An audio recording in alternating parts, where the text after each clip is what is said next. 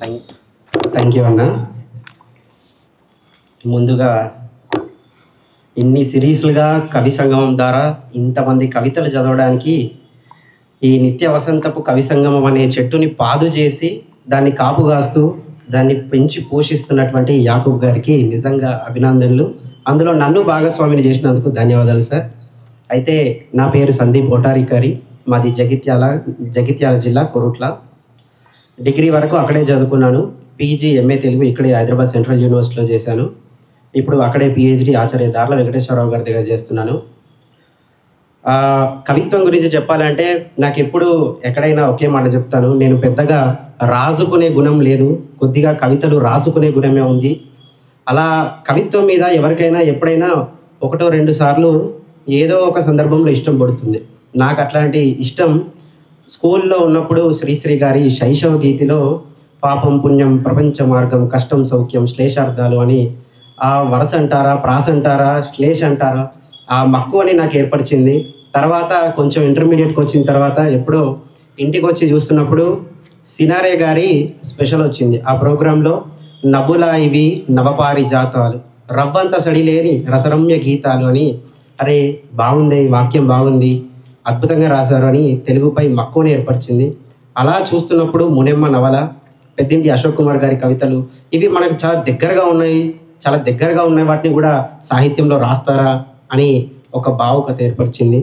దాని తర్వాత ఆచార్య ఎల్లూరి గారిది నీలిక కవిత చాలా దగ్గరగా చేసింది నాకు.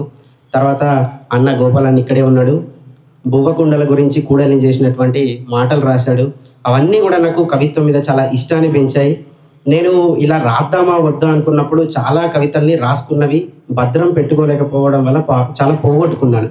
ఒకసారి మా సార్ అయితే క్లాస్లో, లేదు నువ్వు నీ దగ్గరనే పెట్టుకుంటే అవి ఎవరికి దక్కవు, అసలు నువ్వు సమాజాన్ని అర్థం చేసుకున్నట్టు కాదు, ఒకసారి నువ్వు పంపించు, పత్రికలకు వస్తే నీతో ఎలా మాట్లాడతారో తెలుస్తుంది, వాళ్ళు సమాజంలో నీవు రాసేది వాళ్ళకి ఎంత దూరం ఉందో నీకు తెలుస్తుందని మా సార్ నిజంగా నన్ను ఎంకరేజ్ చేశారు, దార్ల వెంకటేశ్వరరావు గారు.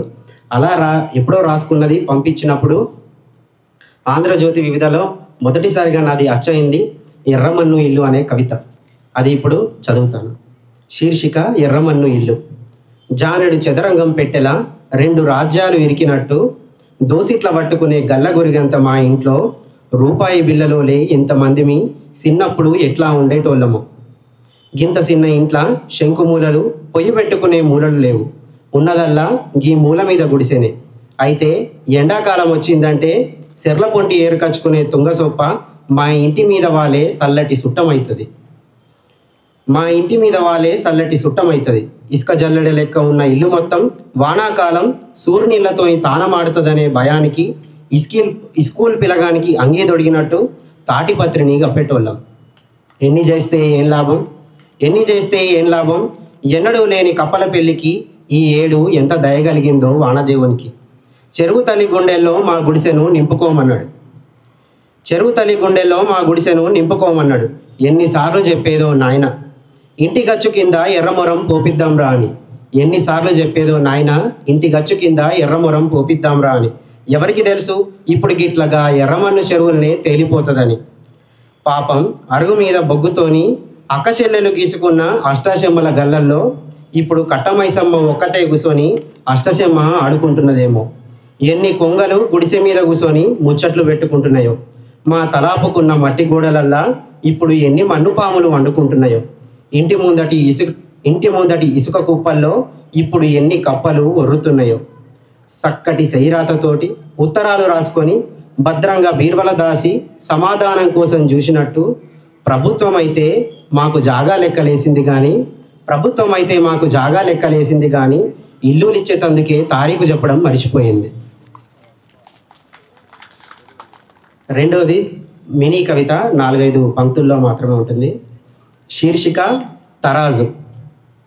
ప్రపంచం ఒక తూనిక పెట్ట, ఒక చోట ధనంతో కొలుస్తారు, మరో చోట కులంతో పోలుస్తారు.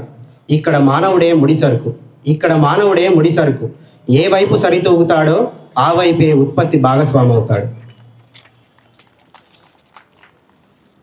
ఇంకో కవిత శీర్షిక బతుకు బొంతలు.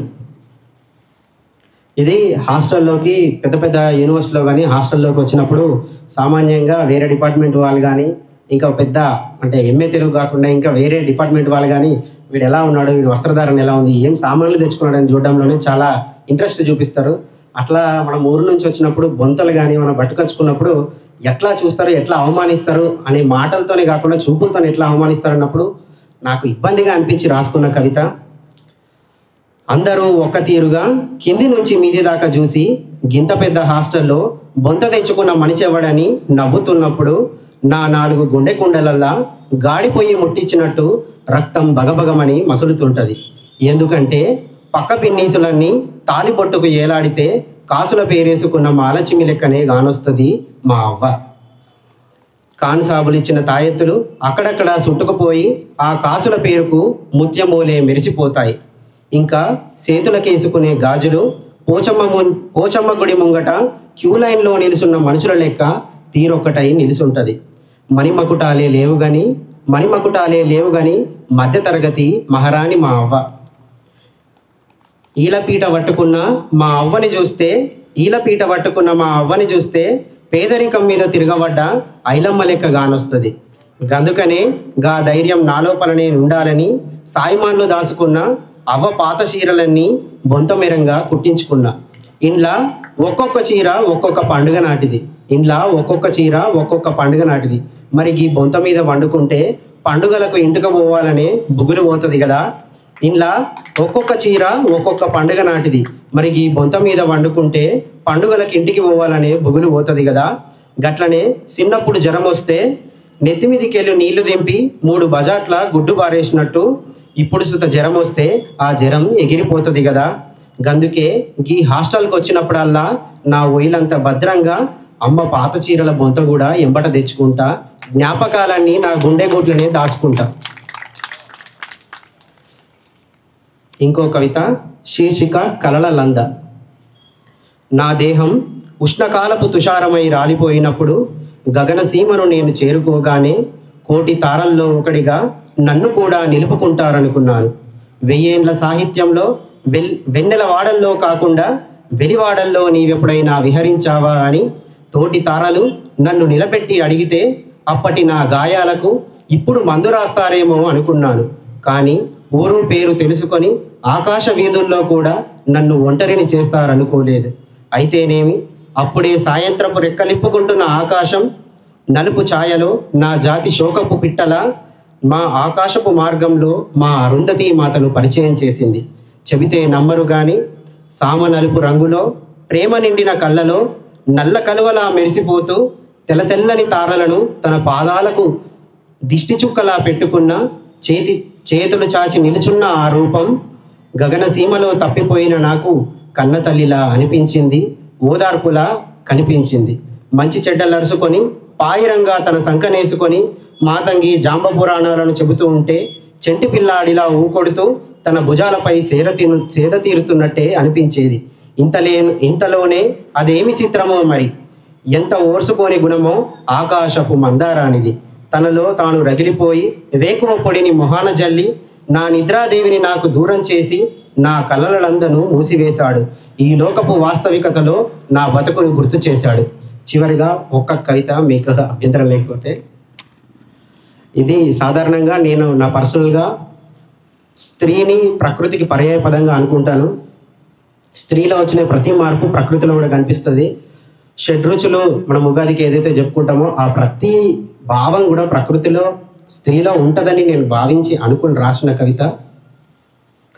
శీర్షిక ఓ నా వసంతమా నీవప్పుడే పసిపాపాయి నుండి ప్రకృతి మాతవైపోయావా. నిన్న మొన్నటి వరకు నీవొక బాల్యపు విత్తనాల్లో చేదుగా మగ్గిన దానివే కదా. ఎండిపోయిన చర్మం పొరను వాడిపోయిన ఆకులుగా విడిచి రక్తాన్ని జిగురు బంకగా చేసి నీ దేహద్వారంపై ఒక అరుణధారను ఒలికించే దానివే కదా. నిజం చెప్పు, ఎన్నోసార్లు ఈ ఋతుస్రావ నొప్పులను తాళలేక రాత్రిళ్ళు బిందుస్రావం చేసుకున్నావు కదూ. ఎంత ఉప్పు పారిపోయే దానివో కదూ. అయినా ఏదో ఒక గాలికి దరిచేరి వచ్చిన పరాగరేణువులను పరాయి దానివి కాదని అనువంత రేణువుకు అనువుగా నీ అండనిచ్చి పిండంగా మార్చుకొని తీపి అనుభూతులేవో పొందావు కదూ. నీలో కలిగిన వగరు అనుభూతులకు వకారపు వాంతులను బాష్పోత్సేకంగా చేసుకున్నావు కదూ. పిల్లలను మోసే తల్లివని నీరసించిపోతున్న నీ దేహానికి ఎప్పుడైనా ఎరువులందిస్తే చాలు, అందులోనే పులుపు వెతుక్కొని తినేదానివి నీవు. కాలం వాలిపోయి ఋతువులు మారిపోయి నీ ఒక్కదానివే ఒంటరిగా ఉన్న మమకారం మూటగట్టుకొని కొన్ని పసిపువ్వులను కంటావు. ప్రకృతి మాతగా మారిపోతావు. ఓ నా వసంతమా, అందుకే నీకు మనసారా చెప్పాలనుకుంటున్నాను. ఇది ఉగాది శుభాకాంక్షలని కాదు, ఉమెన్స్ డే శుభాకాంక్షలని. Thank you. నాకు ఈ అవకాశం ఇచ్చిన అందరికీ ధన్యవాదాలు.